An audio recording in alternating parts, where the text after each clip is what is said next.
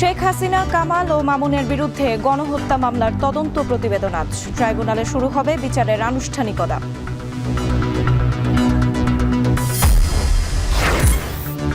শত চেষ্টাতেও থামছে না ব্যাটারি রিকশার দৌরাত্ম্য। যাত্রীর সুরক্ষায় ইজি বাইক তৈরি করছে বুয়েটের প্রকৌশলীরা।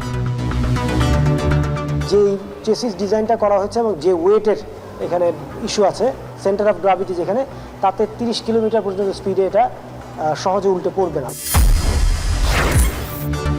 বগুড়ায় ধান চাল সংগ্রহে ধীর গতি, সরবরাহ বাড়লেও হাট বাজারে মিলছে না কাঙ্ক্ষিত দাম, লোকসানের শঙ্কায় কৃষক।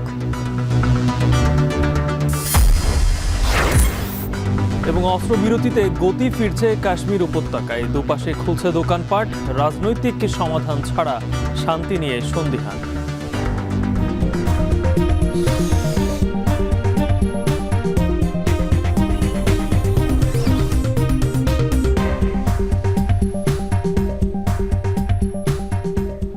স্বাগত এখন সকালে, পুরো আয়োজন জোরের সঙ্গে আছি আমরা দুজন। আমি সুমাই রাত্রি, আমি গালিবের মেরিয়াজ।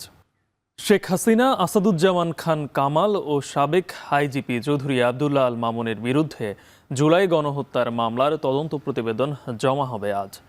আর এর মধ্য দিয়ে শুরু হতে যাচ্ছে ট্রাইব্যুনালের বিচারের আনুষ্ঠানিকতা।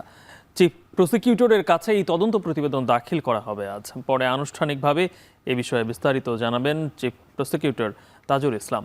গেল বছরের জুলাই অভ্যুত্থানে সংঘটিত গণহত্যা ও মানবতা বিরোধী অপরাধে শেখ হাসিনার বিরুদ্ধে ট্রাইব্যুনালে মামলা হয়। এছাড়া ওবায়দুল কাদের, আসাদুজ্জামান খান কামাল সহ শীর্ষ নেতাদের বিরুদ্ধেও মামলা হয়েছে। সাবেক আইজিপি আবদুল্লাহ আল মামুন গ্রেপ্তার হয়ে কারাগারে আছেন। এ নিয়ে দুটি তদন্ত প্রতিবেদন দাখিল করবে প্রসিকিউশন টিম।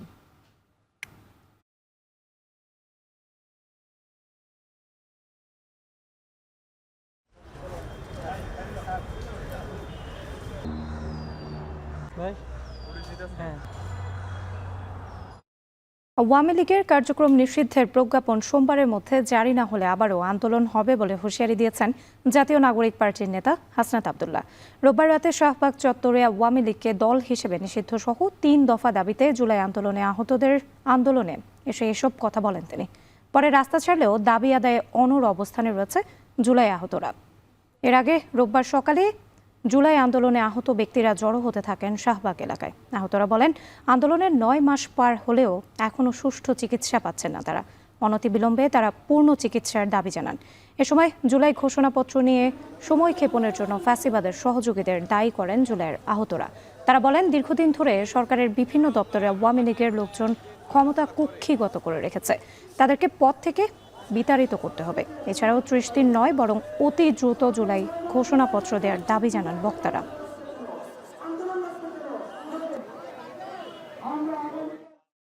আওয়ামী লীগকে চিরতরে বাংলাদেশ থেকে তার নিবন্ধন বাতিল করতে হবে। নির্বাচনিক যত রকম প্রক্রিয়া আছে সেইগুলোর থেকে তাকে বহিষ্কার করতে হবে। আগামীকাল প্রজ্ঞাপন যদি না দেয়, তাহলে আমরা গতকাল যে ধরনের আন্দোলন করেছি, প্রয়োজনে সারা দেশব্যাপী তার চেয়ে বৃহৎ পরিসরে আন্দোলন করার সক্ষমতা রয়েছে। 2 নম্বর, সরকার বলেছেন জুলাই ঘোষণাপত্র দিবেন। সরকার এর আগেও বলেছেন, কিন্তু কথা রাখে নাই। কিন্তু এই প্রথম সরকার যেটা বলেছেন, সরকার একটা সময় দিয়েছেন, সরকার বলেছেন 30 কর্মদিবস। কোনো কিছুই যেন থামাতে পারছে না ব্যাটারি চালিত অটোরিকশার লাগামহীন দৌরাত্ম্য। সড়কে অন্যান্য গাড়ির রীতিমতো ঘুম হারাম করে ফেলেছে ত্রুটিযুক্ত এই বাহনটি। নেই সঠিক ব্রেক সিস্টেম, ইন্ডিকেটর ও বৈজ্ঞানিক কাঠামো। প্যাডেল রিকশায় ব্যাটারি আর মোটর লাগিয়েই সড়কে ছেড়ে দেওয়া হচ্ছে এই 3 চাকার বাহন। এমন অবস্থায় বৈজ্ঞানিক কাঠামোযুক্ত ইজি বাইকে তৈরি করেছে বুয়েটের একটি দল, যা নিশ্চিত করবে যাত্রীর সুরক্ষা। আরও জানাচ্ছেন তহিদুল তারেক। মূল সড়কে অটোরিকশা নিয়ন্ত্রণে পাইলট প্রজেক্ট হিসেবে গেল ঈদের আগে এই রিকশা ট্র্যাপার বসায় প্রশাসন। তবে এর কার্যকারিতা নিয়ে রয়েছে মিশ্র প্রতিক্রিয়া। মডিফিকেশন করা দরকার, আবার দুই পাশেই দরকার। ঠিক আছে, দেখা যাচ্ছে আমরা এই পাশ দিয়ে জিনিসটা কন্ট্রোল করতেছি, বাট উল্টা পাশ দিয়েও মাঝে মাঝে তারা যাওয়ার চেষ্টা করতেছে। প্যাসেঞ্জার নিয়ে যদি উঠা যায়, আপনার দেখা যাচ্ছে চাক্কা লিক হয়ে যায়, চাক্কা বসে যায়, এটার ডরে আমরা চাক্কা এটার জন্য এখান থেকে উঠি না। কাজ হবে এই রুটে যে পরিমাণ রিক্সা ঢুকে একটু সমস্যা হয়, স্লিপ খেয়ে ঘুরে যায়, এখন তো ঘুরে গেল। এটা কোনো লাভ হয় না, রিক্সা যাওয়া কি বন্ধ করতে পারছে? কোনো কিছুই যেন থামাতে পারছে না এই অটোরিকশার লাগামহীন দৌরাত্ম্য। প্রযুক্তির ছোঁয়ায় পায়ে চালানো রিকশায় যুক্ত হয়েছে মোটর ও ব্যাটারি। প্যাডেল চালানোর জায়গায় এখন শুধু হাত ঘুরিয়েই দ্রুতগতিতে চলছে রিকশা। কর্মব্যস্ত মানুষও গন্তব্যে পৌঁছাতে বেছে নিচ্ছেন এই অটোরিকশা। তবে অবৈজ্ঞানিক কাঠামো, প্রশিক্ষণহীন ও বেপরোয়া চালক নিয়মনীতির তোয়াক্কা না করে মূল সড়কে দাপিয়ে বেড়ানোই যেন কাল হয়ে দাঁড়িয়েছে অল্প সময়ে জনপ্রিয়তা পাওয়া যানটির। এমন বাস্তবতায় এই বাহনকে অন্তর্ভুক্ত করেই স্থানীয় সরকার আইন 2009 সংশোধন চলছে। এটার ম্যানুফ্যাকচারিং কিছু যে ডিফেক্টগুলো আছে সেইগুলোকে অ্যাড্রেস করে যাতে একটা সেফ ভেহিকেল হিসাবে দেওয়া যায়, সেই হিসাবে একটা আইনের পরিবর্তন করা হয়েছে স্থানীয় সরকার বিভাগ থেকে। এটা হয়তো সীমিত আকারে হয়তো নির্দিষ্ট করে দেওয়া হবে যে কোন কোন স্থানে চলবে, কারা কারা চলবে এবং তাদের লাইসেন্স থাকবে কিনা বা তাদের ট্রেনিং থাকবে কিনা সব কিছু বলা হবে। এদিকে নীতিমালার অংশ হিসেবে দুর্ঘটনা ও যাত্রীর নিরাপত্তা বিবেচনায় এই যানের একটি বৈজ্ঞানিক কাঠামো তৈরি করেছে বাংলাদেশ প্রকৌশল বিশ্ববিদ্যালয় বুয়েটের যন্ত্রকৌশল বিভাগের একটি দল। অধ্যাপক মোহাম্মদ এহসানের নেতৃত্বে 6 সদস্যের গবেষক দল এতে যুক্ত করেছে হাইড্রোলিক ব্রেক, ইন্ডিকেটর সহ নতুন 16টি ফিচার। আমরা প্রায় 16টা মেকানিক্যাল এবং ইলেকট্রিক্যাল চেঞ্জ এখানে ইন্ট্রোডিউস করেছি। 3 চাকায় হাইড্রোলিক ব্রেকিং সিস্টেমটা রেখেছি। এতে আমাদের কিছুটা কস্ট বেড়েছে, কিন্তু আমাদের মনে হচ্ছে একটা বড় বিপদের হাত থেকে আমরা অনেকটা সেফ হব। সো আমরা চেসিসের একটা ফ্রেমের ডিজাইন করে দিয়েছি, মিনিমাম কত থিকনেস থাকবে, কি ধরনের স্ট্রেংথ থাকতে হবে। ডিপিং ফাংশনটা আছে, অর্থাৎ লাইটটা কাছে দূরে করা যায়। সো গাড়িতে একটা লাইটে যে সুবিধা আমরা পাই, ওই সুবিধাগুলো আমরা এই লাইটটা থেকে পাবো। আমরা বোথ ড্রাইভার এবং প্যাসেঞ্জারের দুই পাশে আমরা হাফ ডোর ইন্ট্রোডিউস করেছি। সর্বোচ্চ 30 কিলোমিটার গতিতে চলবে এই ইজি বাইক। গতির সাথে তাল মিলিয়ে রাখা হয়েছে 3টি হাইড্রোলিক ব্রেক। এতে ব্যবহৃত মোটরটি কাজ করবে জেনারেটরের মতো। প্রতি ব্রেকে তৈরি হবে বিদ্যুৎ। যে চেসিস ডিজাইনটা করা হয়েছে এবং যে ওয়েটের এখানে ইস্যু আছে, সেন্টার অফ গ্রাভিটি যেখানে, তাতে 30 কিলোমিটার পর্যন্ত স্পিডে এটা সহজে উল্টে পড়বে না বা সেরকম অ্যাক্সিডেন্ট হওয়ার চান্স অনেক কম। এই মডেলটি তৈরিতে খরচ পড়বে প্রায় 1.5 লাখ টাকা, যা এখন রাস্তায় চলা ইজি বাইক থেকে কিছুটা বেশি। তবে নিরাপত্তা নিশ্চিতে ও দুর্ঘটনা রোধে এর বিকল্প নেই বলে জানান এই অধ্যাপক। 70,000 টাকা খরচ করে যদি 500 টাকা উঠাতে পারি, তা আমার 1.5 লাখ টাকা কেন আমি যাব? কিন্তু ওই জায়গায় তো সরকারের রোলটা। দেশের অন্যতম সমাদৃত প্রকৌশল বিশ্ববিদ্যালয় বুয়েটের তৈরি এই বিজ্ঞানসম্মত ইজি বাইকটি সড়কে কমাবে দুর্ঘটনা, নিশ্চিত করবে যাত্রীর নিরাপত্তা। তবে মডেলটির এই সেবা যাত্রী পর্যন্ত পৌঁছে দিতে প্রয়োজন সরকারের সদিচ্ছা ও সুব্যবস্থাপনা। তৌহিদুল তারেক, এখন, ঢাকা। আবহাওয়া অনুকূলে থাকা আর কৃষকের ঘাম ছড়ানো পরিশ্রমে এবার বগুড়ায় বোরোর ফলন হয়েছে বেশ। তবে হলে কি হবে, ভরা মৌসুম হওয়ায় হাট বাজারে মিলছে না কাঙ্ক্ষিত দর। বাম্পার ফলনের সুযোগ কাজে লাগিয়ে লাভের বড় অংশ নিয়ে নিচ্ছে মধ্যস্বত্বভোগে। নগদ টাকার প্রয়োজনে কৃষককে তাই কম দামে বিক্রি করতে হচ্ছে তার কষ্টের ফসল। এদিকে সরকারিভাবে ধান চাল সংগ্রহ কার্যক্রমের উদ্বোধন হলেও পুরো দমে ধান কেনা শুরু হয়নি। বগুড়া থেকে আরও জানাচ্ছেন মাজিদুর রহমান। বগুড়ার বিস্তীর্ণ মাঠ ধারণ করেছে সবুজাভ সোনালী বর্ণ। কষ্টার্জিত সোনালী ফসল ঘরে তুলতে তীব্র গরম উপেক্ষা করে কৃষকের দিনভর ব্যস্ততা। জেলায় চলতি মৌসুমে তেমন বৈরী আবহাওয়া না থাকায় ফলন বেশ ভালোই হয়েছে।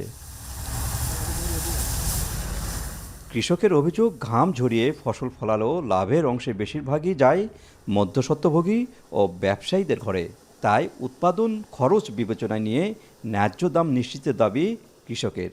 বাজারের যে অবস্থা এখন বেশিরভাগ লজ যাবে, আর সরকার যদি আসে যদি পাড়া মহল্লায় যদি কিনতো তাহলে 2 টাকা লাভ পাতো। এই জন্য কিষাণ পাট দিয়েতে আমাকে এখন বর্তমানে লজ যাবে। সরকার যে দামটা বেঁধে দিচ্ছে, এই দামে যদি আমরা ধান বিক্রয় করতে পারি তাহলে আমাদের মোটামুটি লাভ হবে।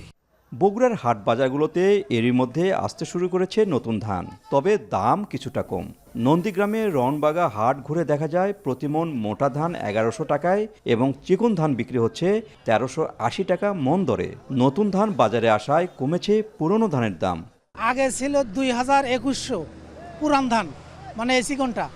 এখন নতুন ধান ওঠার কারণে দাম কমে গেছে। ব্যাপক খরচা, কাটার দাম 7000 টাকা বিঘে, ঔষধ বিঘেকে 5000 পড়ে গেছে।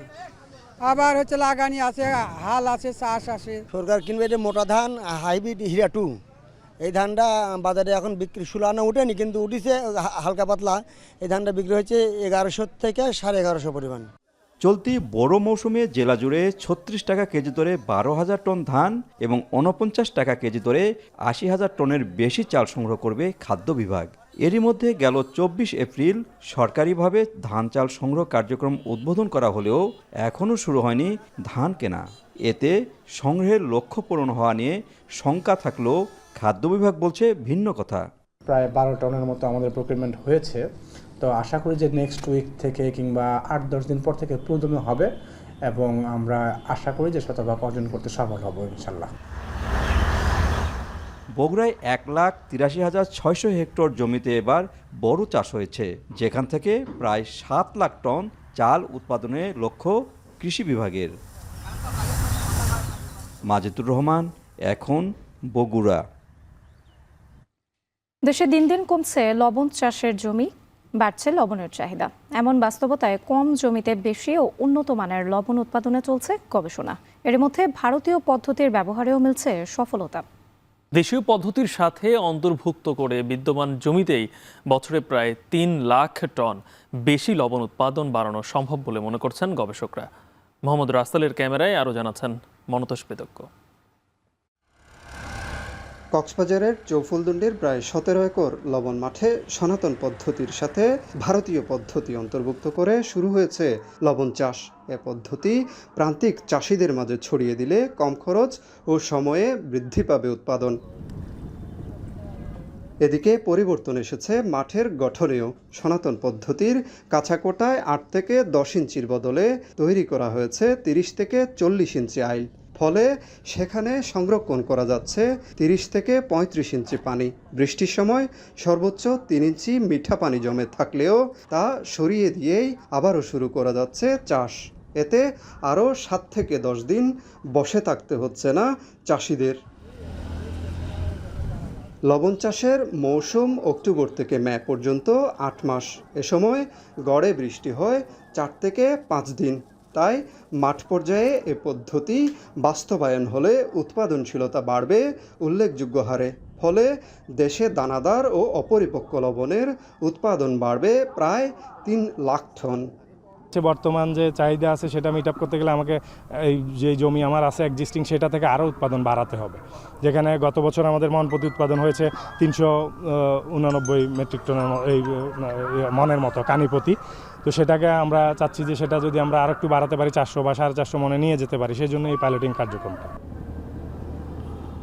নতুন পদ্ধতিতে লবণ চাষে নানা অভিজ্ঞতার কথা জানালেন মাঠের শ্রমিকরা। পার্থক্য হলো এখানে মনে করেন মাঠ বেশি, কাজ কুড়ায় বেশি, এই কাজগুলো করতে বেশি হয়, অন্য মাঠের মধ্যে কাজগুলো নেই। এখানের মাটি আর ওইখানের মাটি অনেক ব্যবধান। এখানে হচ্ছে বালু মাটি, একটু বালু মিকা হয়, এখানে একটু লবণ বেশি। এখন শুধু ভারত নয়, চীন ও জাপানের মতো দেশগুলোর পদ্ধতিও ধাপে ধাপে অন্তর্ভুক্তির উদ্যোগ নিচ্ছে বিসিক। বৃষ্টি বন্ধ হওয়ার পরপরই কাঁচা কোঠায় উপরে 3 ইঞ্চি একটা নালা কেটে দিয়ে বৃষ্টির পানিটা বের করে দিই, আমার নিচে লবণ পানিটা রয়ে গেছে, তাহলে আমাকে কিন্তু আর সাগরের পানি স্যালানিটি বেড়ে আসার জন্য বসে থাকতে হচ্ছে না। তখন কিন্তু ওইটা কনসেন্ট্রেটেড, একদিন রোদ পেলেই কিন্তু ওই লবণ পানিটা আবার কনসেন্ট্রেটেড হয়ে যাচ্ছে।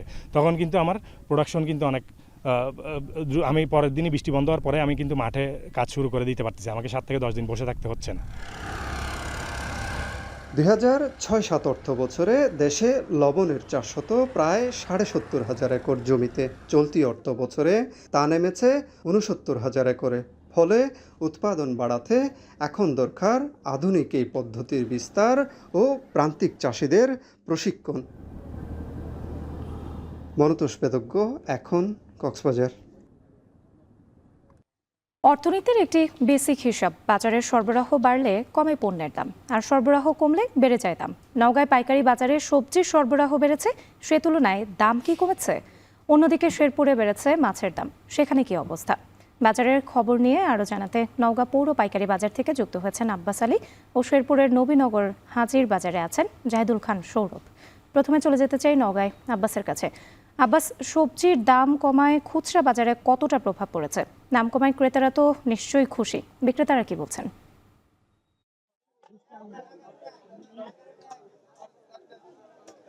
রাত্রি সবজির দাম কমে আসে কিছুটা স্বস্তি ফিরেছে বলা যাবে। গত 3 দিন থেকে সব ধরনের সবজির দাম কমেছে প্রতি কেজিতে 5 থেকে 10 টাকা পর্যন্ত, অর্থাৎ নওগাঁ পৌর পাইকারি বাজারে সব ধরনের সবজির সরবরাহ বাড়ায়, দাম কমে এসেছে।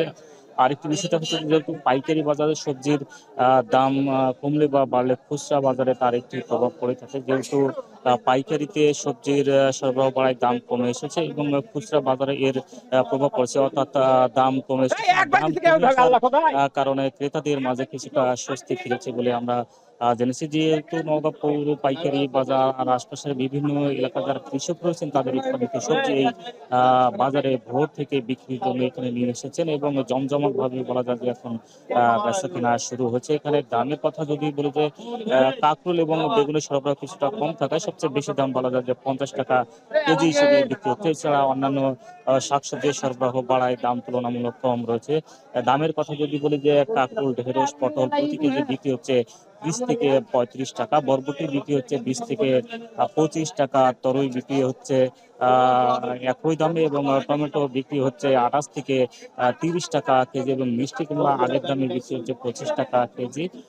শাকের দামও অনেকটা কমে এসেছে, প্রকারভেদে সব ধরনের শাক বিক্রি হচ্ছে 15 থেকে 20 টাকা কেজি, ডাঁটা বিক্রি হচ্ছে 2 থেকে 3 টাকা পিস, প্রতি পিস লাউ বিক্রি হচ্ছে 25 থেকে 30 টাকা এবং কাঁচামরিচের দাম প্রতি কেজি 15 থেকে 20 টাকা কমে এখন 30 টাকা কেজি বিক্রি হচ্ছে এবং আলু বিক্রি হচ্ছে আগের দামে, অর্থাৎ প্রকারভেদে 15 থেকে 20 টাকা কেজি হিসেবে বিক্রি হচ্ছে। আর আমি কথা বলেছি কৃষকদের সঙ্গে, তারা বলেছেন যেহেতু এখন প্রচন্ড খরা চলছে আর এই খরা মৌসুমে শাকসবজি উৎপাদন করতে গিয়ে অর্থাৎ সেচ দিতে গিয়ে তাদের বাড়তি পরিশ্রম হচ্ছে এবং বাড়তি টাকাও খরচ হচ্ছে। তবে কিছুদিন আগেও তারা ভালো দাম পেয়ে লাভবান হচ্ছিল। এখন সবজি উৎপাদন যেহেতু বেশি হচ্ছে, দাম কমে আসলেও মোটামুটি তারা ভালো লাভবান হচ্ছেন বলে তারা জানিয়েছেন। যেহেতু প্রতি বিঘাতে একবার সেচ খরচ দিতে তাদের খরচ হয় 350 থেকে 400 টাকা এবং বলা যায় যে সপ্তাহে 2 বার সেচ দিতে হচ্ছে। এছাড়া এই প্রচন্ড খরার কারণে কিছুটা রোগ বালাইও দেখা দিয়েছে। তবে সব মিলিয়ে বলা যায় যে সবজির দাম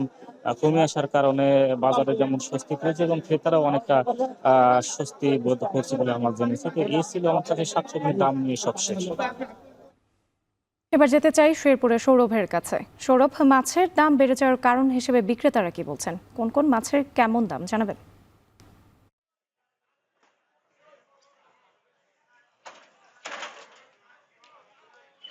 রাত্রির শুরুতে জানিয়ে রাখি যে শেরপুরে বেশ কয়েকদিন তীব্র তাপদাহ চলছিল। তো সকালে কিন্তু আমরা দেখেছি যে বৃষ্টির একটা ভাব ছিল। তো বৃষ্টির কারণে কিন্তু জেলাবাসীর মনে কিছুটা হলো স্বস্তি দিয়েছে। তো আমি যেখানে দাঁড়িয়ে আছি রাত্রি, সেটি হচ্ছে জেলা শহরের বৃহৎ পাইকারি বাজার এবং সকাল থেকে আমরা দেখেছিলাম যে এখানে মাছ চাষিরা মাছ বিক্রির জন্য নিয়ে আসছিলেন। তো আমরা দেখেছি যে গত সপ্তাহের তুলনায় কিন্তু আজকের বাজারে মাছের দাম, প্রত্যেকটি মাছের দাম অনেকটাই বেড়েছে।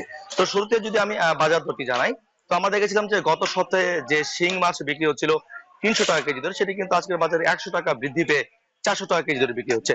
গত সপ্তাহে আমরা দেখেছিলাম যে যে চিংড়ি বিক্রি হচ্ছিল মানভেদে 800 থেকে 900 টাকার মধ্যে, সেটিও কিন্তু আজকের বাজারে প্রায় 100 টাকা কেজিতে বৃদ্ধি পেয়ে 1000 এবং যথাক্রমে 1100 টাকার মধ্যে বিক্রি হচ্ছে। এছাড়া চাষের সব ধরনের মাছের দামও বেড়েছে। আমরা দেখেছি গত সপ্তাহে যে সকল চাষের কার্প জাতীয় মাছ রয়েছে সেগুলো বিক্রি হচ্ছিল 230 টাকা কেজির মধ্যে, সেটি কিন্তু আজকের বাজারে 20 টাকা বৃদ্ধি পেয়ে 250 টাকা বিক্রি হচ্ছে। এছাড়া আমি যদি জানাই যে চাষের যে সকল গুলশা মাছ রয়েছে, গত সপ্তাহে এইসব গুলশা মাছ বিক্রি হচ্ছিল 450 টাকা কেজি ধরে, সেটি কিন্তু আজকের বাজারে 50 টাকা বৃদ্ধি পেয়ে 500 টাকা কেজি ধরে বিক্রি হচ্ছে। এছাড়া পাবদা মাছ আমরা দেখেছি গত সপ্তাহে 300 টাকা বিক্রি হচ্ছিল, সেটি কিন্তু আজকের বাজারে 50 টাকা বৃদ্ধি পেয়ে 350 টাকায় বিক্রি হচ্ছে। এছাড়া আমি যদি ইলিশের দামটিও জানাই, ইলিশে আমরা দেখেছিলাম গত সপ্তাহে মানভেদে 1100 থেকে 1200 টাকার মধ্যে বিক্রি হচ্ছিল, সেটি কিন্তু আজকের বাজারে হঠাৎ করে 100 থেকে শুরু করে 150 টাকা কেজিতে বৃদ্ধি পেয়েছে। এছাড়া পাঙ্গাস মাছের দাম বৃদ্ধি পেয়েছে 10 টাকা। গত সপ্তাহে আমরা দেখেছিলাম যে পাঙ্গাস মাছ বিক্রি হচ্ছিল 160 টাকা কেজি ধরে, সেটি কিন্তু আজকের বাজারে 10 টাকা বৃদ্ধি পেয়ে 170 টাকা কেজি ধরে বিক্রি হচ্ছে। তো হঠাৎ করে দাম বৃদ্ধির বিষয়ে আমরা বেশ কয়েকজন মাছ বিক্রেতার সাথে কথা বলেছিলাম। তারা আমাদেরকে জানিয়েছেন যে মূলত চাহিদার তুলনায় সরবরাহ অনেকটা সংকট রয়েছে। তারা বলছে যদি সরবরাহ সংকট কমে যায় তাহলে হয়তো এই মাছের দাম অনেকটা ক্রেতাদের মধ্যে থাকবে। এবং ক্রেতারা বলছে যদি মাছের দাম বিষয় সিন্ডিকেট না করা হয় এবং কৃত্রিম সংকট তৈরি করা না হয়, তাহলে তারাও মাছ কিনে সন্তুষ্টি প্রকাশ করবেন। তো রাত্রে এই ছিল শেরপুর থেকে মাছের বাজার দরের সর্বশেষ তথ্য আমার কাছে। নওগাঁও শেরপুর থেকে যুক্ত ছিলেন সহকর্মীরা, জানাচ্ছিলেন বাজার দরের খবর। নারায়ণগঞ্জের সোনারগাঁওয়ে এবার লিচুর ভালো ফলন হয়েছে। এর মধ্যে স্থানীয় বাজারে আসতে শুরু করেছে লিচু। দাম বেশি হয় লাভের আশা করছেন চাষিরা। কৃষি বিভাগ বলছে চলতি বছর জেলায় 5 থেকে 6 কোটি টাকার লিচু বিক্রির আশা করছেন তারা। ইমরান আলী সজীবের তথ্যে আব্দুল্লাহ আল মামুনের ছবিতে বিস্তারিত। নারায়ণগঞ্জের সোনারগাঁওয়ের বাগানগুলোতে শোভা পাচ্ছে মৌসুমি ফল লিচু। লালচে আভায় ছেয়ে গেছে পুরো বাগান। ভৌগোলিক ও নির্দিষ্ট জাতের হওয়ায় দেশের অন্যান্য জেলা থেকে সোনারগাঁওয়ের লিচু দ্রুত ফলন হয়, যার ফলে এর কদর রয়েছে দেশব্যাপী। বাগানীরা বলছেন এই জেলায় পাতি লিচু, কদমি লিচু আর চায়না লিচুর আবাদ সব থেকে বেশি। গেল বছরের তুলনায় এবছর জেলার 5 হেক্টর বেশি জমিতে লিচুর আবাদ হয়েছে, তাই উচ্ছ্বসিত চাষিরা। এদিকে লিচু অনেক বড় বড় আর কি, কদমি লিচু অনেক ভালো, তাই লিচুগুলি নিতে আসছি। সোনারগাঁয়ের লিচু সবার আগে নামে অন্যান্য জেলার থেকে, আর আপনার সোনারগাঁয়ের লিচুটা আপনার অনেক ভালো। এই আপনার কদমি লিচুটা সারা বাংলাদেশের ভিতরে সোনারগাঁয়ের লিচুই আগে আসে, তার জন্য বিভিন্ন জায়গা থেকে এখানে পর্যটক আসে, ঘুরে তারা আমরা বিক্রি করি, তারা নিয়ে যায়। এরই মধ্যে লিচু আসতে শুরু করেছে স্থানীয় বাজারগুলোতে। কদমি লিচু মৌসুমের প্রথমে বাজারে আসায় চাহিদা রয়েছে ভালো। বর্তমানে বাজারে 100 লিচু বিক্রি হচ্ছে 500 থেকে 800 টাকায়। দাম গত বছরের তুলনায় বেশি হয় খুশি চাষিরা। গেছবার পোকা হয়েছিল, এবছর লিচু তো পোকা হয় না, কে লিচুর মান ভালো, এই কাস্টমারে নিয়ে এবার খাচ্ছে ভালো। কদমি লিচুটা অনেক ভালো, এই যে এখান থেকে আগে আসছে লিচুটা, এই জন্য এখান থেকে নেওয়া হয় লিচুটা, নিয়ে বিক্রি করি আমরা এখান থেকে। এই লিচুর কদরটা একটু বেশি, এগুলার আগাম পাকার কারণে প্রাইসটাও একটু বেশি পাওয়া যায়, সেক্ষেত্রে এই লিচুগুলা প্রসিদ্ধ। কৃষি বিভাগ বলছে চলতি বছর জেলার 85টি গ্রামের 110 হেক্টর জমিতে লিচুর আবাদ হয়েছে, যেখানে উৎপাদন লক্ষ্যমাত্রা ধরা হয়েছে 720 টন। এখান থেকে 5 থেকে 6 কোটি টাকার লিচু বিক্রি হবে। লিচুর বাম্পার ফলন হয়েছে এবং কৃষকরা আগাম হওয়াতে কৃষকরা দাম পাচ্ছে। বাজারে এখন লিচু সহ 500 থেকে 800 টাকা পর্যন্ত, যার কারণে কৃষকরা খুব খুশি। এবং সামনের বার আমরা চেষ্টা করতেছি কৃষি ডিপার্টমেন্টের পক্ষ থেকে যে এটা আরও কীভাবে সম্প্রসারণ করা যায়। গেল বছর এই জেলায় 105 হেক্টর জমিতে লিচুর আবাদ হয়েছিল। এখন নারায়ণগঞ্জ। নারায়ণগঞ্জের লিচুর ভালো ফলনে সেখানকার চাষিরা যেমন ভালো লাভের আশা করছেন, তেমনি ভুট্টা নিয়ে একই আশা চাঁদপুরের কৃষকদের। অনুকূল আবহাওয়ায় চলতি মৌসুমে আগের চেয়ে বেশি পরিমাণ ভুট্টা ঘরে তুলেছেন তারা। আশার খবর হচ্ছে কম খরচে বেশি লাভ হওয়ায় কৃষকরা এখন ঝুঁকছেন ভুট্টা চাষে। চলতি মৌসুমে চাঁদপুরে 8,205 হেক্টর জমিতে ভুট্টা আবাদ হয়েছে, যার আনুমানিক বাজার মূল্য প্রায় 231 কোটি টাকা। তালহা জুবারের প্রতিবেদন। চাঁদপুরের মতলব দক্ষিণ উপজেলার 22পুর গ্রামের কৃষক আব্দুল হান্নান 30% জমিতে আবাদ করেছিলেন ভুট্টা। অক্টোবরের শেষ দিকে রোপণের পর এখন চলছে ফসল সংগ্রহ। অনুকূল আবহাওয়ায় এবার ভালো ফলন পাওয়ায় খুশি তিনি। মনে করেন আমরা 30% জমি, ধরেন আমার 30,000 মতন খরচ বদলিত সহ কত 40 মণ ভুট্টা কম। সাইডে পানি নাই, এলিয়া ভুট্টা চাষ করি, আবার এই জমিনে মনে করে আমরা ঘাস ঘুষ হয় বেশি, এলিয়া ভুট্টা করে দিই। আব্দুল হান্নানের মতো জেলার হাজারো কৃষক এবার ভুট্টা আবাদ করেছেন। স্বল্প খরচে ধানের চেয়ে বেশি লাভ পাওয়ায় দিন দিন বাড়ছে এর পরিধি। ফলন তো ইনশাল্লাহ ভালো হয়েছে, ভুট্টা লাভ হইব, ধানের তো ভালো লাভ বেশি হইব। এই যে উৎসাহ জমিন তো এই কারণে এটি ভুট্টা করে আর কি। এই বছরের মতন আর 2-4 বছরও হয়নি, বছর বছর ইরি ধানে অনেক ফসল নামাইছে। ভুট্টা এবছর ভালো হয়েছে। এখন আমরা এই যে ভুট্টার খোসা মানে কি ছাড়তাছি, তারপর শুকিয়ে বিক্রি করব। যদি নাকি সঠিক দাম পাই তাহলে আমরা মানে কি আমাদের কষ্টটা মানে কি সফল হয়েছে। এমন অবস্থায় জেলায় ধানের উৎপাদন যাতে ব্যাহত না হয় সেজন্য অনাবাদি ও পতিত জমিতে ভুট্টা চাষের পরামর্শ দিচ্ছেন কৃষি কর্মকর্তা। ধান হয় 1 বিঘা জমিতে আপনার 20 মণ, ভুট্টা হচ্ছে 30 থেকে 35 মণ। বেশি আয় হওয়ার কারণে কৃষক দিন দিন ভুট্টা আবাদের দিকে ঝুঁকছে, এতে করে তারা লাভবান হচ্ছে। তা আমরা কৃষকদেরকে এবার 2 আঙ্গিকে কথা বলতেছি যে ভুট্টা উৎপাদন করলে হবে না, আমাদের পাশাপাশি ধান উৎপাদন করতে হবে। ধানের উৎপাদন এরিয়া যদি কভারেজ কমে যায় তাহলে আমাদের কিন্তু আলটিমেটলি যে ন্যাশনালি এটা ইফেক্ট পড়বে। চলতি মৌসুমে চাঁদপুরে ৮,২০৫ হেক্টর জমিতে ভুট্টা আবাদ হয়েছে, যার আনুমানিক বাজার মূল্য ২৩১ কোটি টাকা। তালহা জুবাইর, এখন চাঁদপুর। আন্তর্জাতিক প্রসঙ্গ। অস্ত্রবিরতির কার্যকারিতা নিয়ে সন্দেহের মধ্যেই গতি ফিরছে কাশ্মীর উপত্যকায়। প্রশ্ন হচ্ছে, যেখানে অস্ত্রবিরতি হয়েছে সেখানে সন্দেহ কেন? এর উত্তর হচ্ছে, আবারও যে কোনো সময় শুরু হতে পারে গোলাগুলি। এতে বেশি ঝুঁকিতে থাকতে হয় দুদেশের সীমান্ত পাড়ের মানুষের। তাদের সোজা সাপটা কথা, সাময়িক অস্ত্রবিরতিতেও সন্তুষ্ট নন সীমান্তের দুপাশের বাসিন্দারা। বিস্তারিত জানাচ্ছেন নুজহাত কামাল। জীবন চলে আপন গতিতেই, ব্যতিক্রম নয় কাশ্মীরও। তাই অস্ত্রবিরতিতে চিরবৈরী দুই দেশের সম্মতির খবর মেলা মাত্র ছন্দে ফেরার তোড়জোড় শুরু ভূস্বর্গে। যুক্তরাষ্ট্রের চাপ ও কূটনৈতিক প্রচেষ্টার জেরে শনিবার সন্ধ্যায় অস্ত্রবিরতিতে সম্মতি দেয় দুই প্রতিবেশী দেশ। এরপরই সপ্তাহভর টানটান উত্তেজনা আর সংঘাতবিহীন রাত কাটান ভারত নিয়ন্ত্রিত কাশ্মীরের কুপওয়ারা, উরি সহ বিস্তীর্ণ অঞ্চলের বাসিন্দারা। अब अल्हम्दुलिल्लाह थोड़ा थोड़ा मार्केट खुल रहा है, लेकिन इन 7 दिनों में जो हमारे इस इलाके का नुकसान हुआ है वो लामहदूद है। और रात को जो माहौल था वो नॉर्मली था, कोई इतना वो नहीं था। पहले तो बहुत मिसाइलें वगैरह आती थी, रात को कुछ इतना नहीं था। পাকিস্তান নিয়ন্ত্রিত কাশ্মীরে রোববার থেকেই দোকানপাট খুলতে শুরু করে। বিরামহীন গোলাবর্ষণের ক্ষত সীমান্তের চাকঠি গ্রাম জুড়ে। ক্ষয়ক্ষতি যাচাই করে কাজ শুরু করছেন স্থানীয় ব্যবসায়ীরা। আপাতত পরিস্থিতি স্বাভাবিক বলে মনে হলেও সহিংসতা থেকে বাঁচতে ভিটেমাটি ছেড়ে যাওয়া অনেকেরই সংশয়, ফেরা নিরাপদ হবে কিনা। अब कारोबार तो हम जरूर शुरू करेंगे, लेकिन इसको फिर दोबारा सेटल करते हुए हमें कई दिन लग जाएंगे, क्योंकि जो हमारे लोग यहाँ से मुंतकिल हो चुके हैं दूसरे इलाकों में, उनको आते हुए कुछ देर भी लगेगी। और फिर दूसरी बात यह है कि जब तक कोई बाकायदा सीज फायर के मायदे पर बाकायदा दस्तखत होकर कुछ इसका लाएमल नहीं तय होता, उस वक्त तक मेरा ख्याल लोग वापस नहीं आएंगे।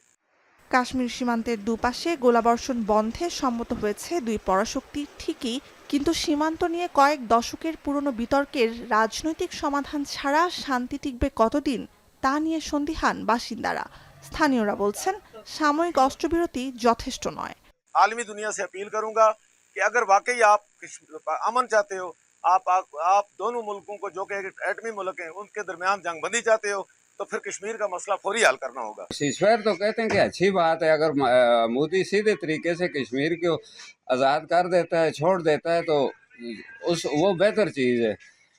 अगर जंग के बाद अगर वो कश्मीर खाली करे तो इस तरह उसकी भी आवाम महफूज रहेगी, और हमारे भी छोटे बच्चे बातचीत से ये फैसला करते तो ये सबसे बेहतर है।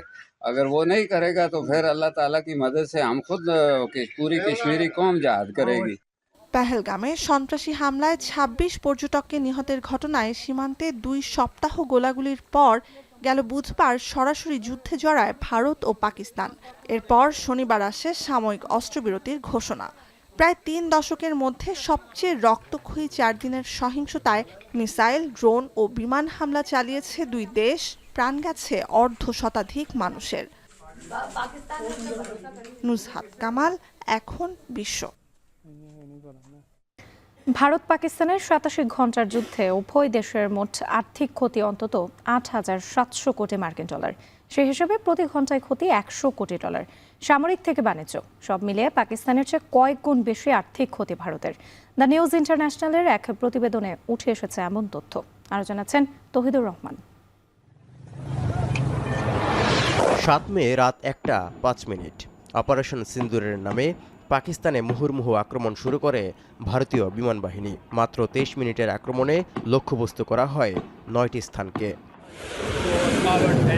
এরপর অব্যাহত থাকে সংঘাত, বাড়ে উত্তেজনার পারদ। আক্রমণ সফলভাবে প্রতিহত করা ছাড়াও সঠিক লক্ষ্যবস্তুতে পাল্টা হামলা চালায় পাকিস্তান। ১০ মে ভোররাতে অপারেশন বুনিয়ান উল মারসুস নামে পাল্টা আক্রমণের মধ্য দিয়ে ভারতকে শক্ত জবাব দেয় Pakistan.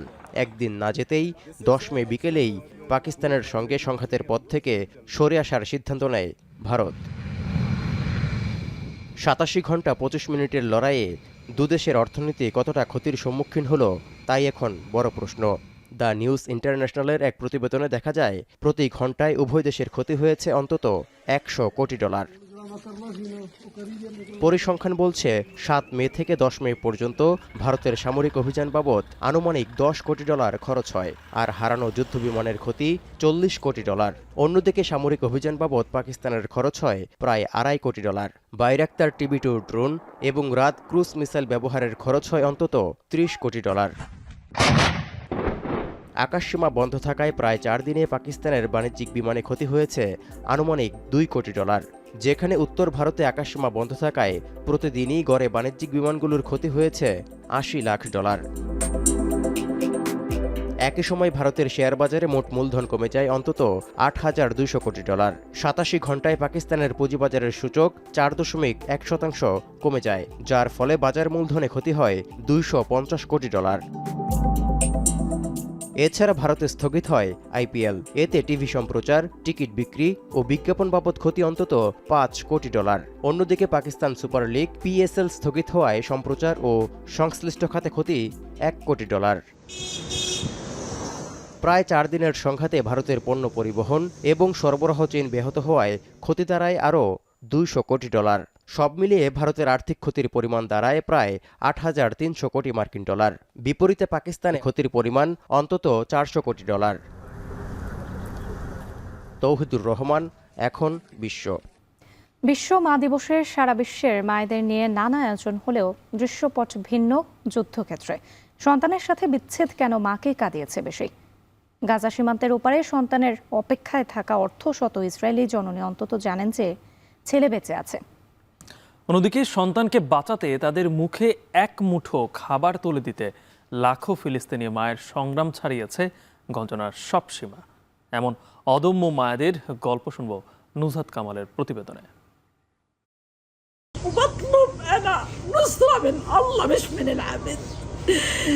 أطلب من رب العالمين هو اللي ينصر ويجيب حق أطفال حبيب قلبي محمد. أنا اللي ربيته محمد. حرقت على أكثر من ابني نفسه. I haven't seen my son for 580 days. I haven't heard his voice for 580 days. So I wish that no mother will know my pain. সীমান্তের দুপাশে দুজন মা, একজন চোখের সামনে ছেলে নাতি সহ পুরো পরিবারের নির্মম মৃত্যুর সাক্ষী, সহায় সম্বল হারিয়ে নিঃস্ব ফিলিস্তিনি নারী। অন্যজন ইসরায়েলি মা, যিনি 1.5 বছর ধরে সন্তানকে চোখে না দেখলেও অন্তত এটুকু জানেন যে সন্তান বেঁচে আছে, আশায় আছেন একদিন সন্তান ফিরবে। First of all, to hug him. Very strong, and I want to tell him that I love him. This is the most important that he needs to know, that we love him. واليوم عملوا جريمة كبيرة، بدل الجريمة 4 جرائم اليوم. عشان ايش هذا كله؟ مش حرام؟ كلهم بيشتغلوا هدول، بدوروا على رزق اولادهم، هم بقتلوا في الابرياء ليش؟ اللي بدهم اياه يقتلوا احنا شلنا فيهم. কোন দাড়িপাল্লায় মেপে বলা সম্ভব যে সন্তানের সাথে বিচ্ছেদ কোন মাকে বেশি কাঁদিয়েছে? দশকের পর দশক ধরে ফিলিস্তিনে ধ্বংসযজ্ঞ নতুন কিছু না হলেও আগ্রাসন চালানো ইসরায়েলের জন্য অবশ্য এ এক নতুন অভিজ্ঞতা। 2023 সালের 7 অক্টোবর ইসরায়েলি ভূখণ্ডে হামাসের হামলায় নিহত হয় 1200। অপহৃত অর্ধশতাধিক এখনও বন্দী। 1.5 বছর ধরে ইসরায়েলি মায়েরা অপেক্ষায় সন্তান ফেরার। My son is being tortured every day. My son is being starved. He's held by chains in his legs, and he has a life-threatening injury. He has shrapnel nails all over his body and in his eye, and he can't see in one eye. My son is in terrible conditions. অন্যদিকে 7 অক্টোবরের হামলার প্রতিশোধ হিসেবে গাজায় 1.5 বছরের বেশি সময় ধরে ইসরায়েলি আগ্রাসনে প্রাণ গেছে প্রায় 53,000 ফিলিস্তিনির, যাদের বেশিরভাগই নারী ও শিশু। মধ্যপ্রাচ্যে এই নির্মমতার মধ্যেই প্রতি বছরের মতো মে মাসের 2য় রোববার উদযাপিত হলো বিশ্ব মা দিবস। সারা বিশ্বে মায়েদের ভালোবাসা, আত্মত্যাগ আর অবদানের স্বীকৃতির দিন এটি। দেশে দেশে সন্তানেরা মায়েদের প্রতি এদিন ভালোবাসা জানালেও দৃশ্যপট ভিন্ন গাজার যুদ্ধক্ষেত্রে। কখনো সন্তানের মৃত্যুতে, কখনো ভূমিষ্ঠ হওয়ার পর থেকে অপুষ্ট ক্ষুধার্ত সন্তানের মুখে খাবার তুলে দিতে না পারা ফিলিস্তিনি মায়েদের হাহাকারে কান পাতা দায় অবরুদ্ধ গাজা উপত্যকায়। لدرجة إنه كان نفسي أصرخ للعالم كله انقذوا بنتي من الموت، انقذوا، وعملت مناشدات وطلعت في مناشدات عشان ينقذوا بنتي بس ما حدش يعني فيش إشي ناكله، فيش طحين ولا في أكل ولا شرب. صرنا نفكر إيش بدنا نعمل، إيش بدنا ناكل. جبنا المعكرونة نقعناها. সুস্থ পরিবেশে সন্তানকে বড় করার চিন্তা তো দূর, যুদ্ধ সংঘাতে সন্তানকে বাঁচিয়ে রাখাই দায় ফিলিস্তিনি মায়েদের জন্য। কয়েক দশকের ইসরায়েলি আগ্রাসনে খালি হয়েছে লাখ লাখ ফিলিস্তিনি মায়ের বুক। বাকিদের সন্তান প্রজন্ম থেকে প্রজন্ম বেড়ে উঠছে রাষ্ট্রহীন নাগরিক হয়ে। নিজ দেশে কিংবা ভিন দেশে শরণার্থী হয়ে বেঁচে থাকা লাখো ফিলিস্তিনির জন্মলগ্ন থেকেই অনিশ্চয়তাই জীবনের একমাত্র নিশ্চয়তা। নুজহাত কামাল, এখন বিশ্ব। এবার খেলার খবর। আগামী 15 দিনের মধ্যে কমলাপুর স্টেডিয়াম ও বাফুফে সংলগ্ন প্র্যাকটিস গ্রাউন্ডে নতুন টার্ফ বসাবে বাফুফে। ফেডারেশনের ফ্যাসিলিটিস কমিটির চেয়ারম্যান জানান, ফুটবলারদের ইনজুরির ঝুঁকি কমাতে এবার একনল হ্যান্ড ওয়াশ 100% প্যারাবেন ফ্রি, তাই নিরাপদ হাতের জন্য আস্থা রাখুন একনলে। ফুটবল নিয়ে দেশের মানুষের ভাবনাতে আসছে পরিবর্তন, যার ফলশ্রুতিতে ফুটবলের নিয়ন্ত্রক সংস্থারও বেড়েছে বেশ কিছু দায়বদ্ধতা। তাই বাফুফের পরিকল্পনাতেও যুক্ত হয়েছে কিছু সংস্কার কাজও। এ যেমন রাজধানীর বাইরে ফুটবলকে ছড়িয়ে দেওয়ার পাশাপাশি মাঠগুলোকেও আন্তর্জাতিক মানের করছে ফেডারেশন। শুধু ম্যাচ ভিন্ন নয়, বাফুফের পাশে অনুশীলন মাঠেও বসতে যাচ্ছে নতুন টার্ফ, যার জন্য ইতিমধ্যে শুরু হয়েছে কাজ। জানা যায় চট্টগ্রাম বন্দরে ইতিমধ্যে নেদারল্যান্ডস থেকে চলে এসেছে টার্ফ, ছাড়পত্র পেলেই শুরু হবে কাজ। সমস্যা হচ্ছে দুইটা মাটি এখন বসে আছে, কেউ খেলতে পারতেছে না। আর শিপমেন্ট অলরেডি হয়ে গেছে, আসতে যতদিন লাগে আর কাজ করতে বেশি দিন সময় লাগবে না। আমার মনে হয় 15 দিনের মধ্যে কাজ শুরু হবে। নতুন টার্ফ বসিয়ে মাঠটিকে বাফুফের এলিট একাডেমির অনুশীলনে কাজে লাগানোর পরিকল্পনা রয়েছে বাফুফের। এছাড়া শুধু এই মাঠটিকেই নয়, কমলাপুরের স্টেডিয়ামেও বসবে নতুন টার্ফ। তাই ভালো মানের টার্ফ নিয়ে আসছে ফুটবল ফেডারেশন, যা হয়তো কিছুটা স্বস্তির দেশের ফুটবলে, বিশেষ করে নারী ফুটবলে। এই টার্ফের কোয়ালিটি অনেক ভালো, সম্ভবত এটা নেদারল্যান্ড থেকে আসতেছে, আমার মনে হয় ভালো হবে। তাসওয়ান নাফি, এখন, ঢাকা। শেষ করছে এখন সকাল। যাওয়ার আগে শিরোনামগুলো আরও একবার। শেখ হাসিনা, কামাল ও মামুনের বিরুদ্ধে গণহত্যা মামলার তদন্ত প্রতিবেদন আজ ট্রাইব্যুনালে শুরু হবে বিচারের আনুষ্ঠানিকতা।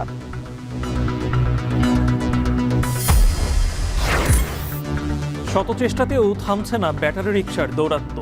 যাত্রীর সুরক্ষায় ইজি বাইক তৈরি করছে বুয়েটের প্রকৌশলীরা।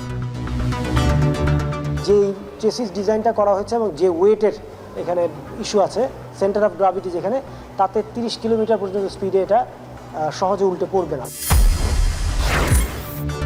বগুড়ায় ধান চাল সংগ্রহে ধীর গতি, সরবরাহ বাড়লেও হাট বাজারে মিলছে না কাঙ্ক্ষিত দাম, লোকসানের শঙ্কায় কৃষক।